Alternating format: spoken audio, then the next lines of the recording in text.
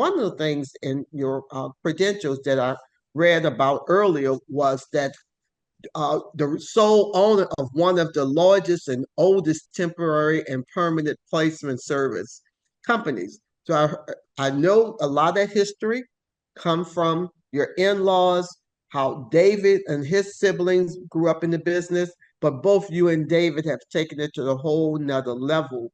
And what I'm impressed about is the way you are preparing your three children to be ready as your lasting legacy. So give us the name of each of the kids again, because I managed to mess up the first daughter name that's in New York. So I want to set the record. Auntie want to set the record straight, okay? Go ahead, Teresa. Thank you for the opportunity. Francesca is a licensing manager in New York. My son David is a chemical engineer for Marathon, and Alexandra works with us as a graphics marketing manager for Delta Personnel and Delta Administrative Services. Delta Personnel was the company my father-in-law started in 1968, and I was blessed into a marriage in 1988 with the love of my life, David Lawrence.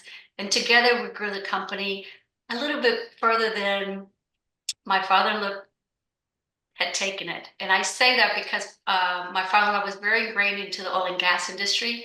David and I took it to the things that we believe New Orleans would never stop having, and that is events and conventions. So we took it into the hospitality piece and started working with events. In 2000, I became sole owner of that company, and David opened a company called Delta Administrative Services, which exists today as an LLC company, and that is the HR outsourcing company with anchoring benefits, safety and risk, payroll, and benefits administration. So those are the four pillars of the company.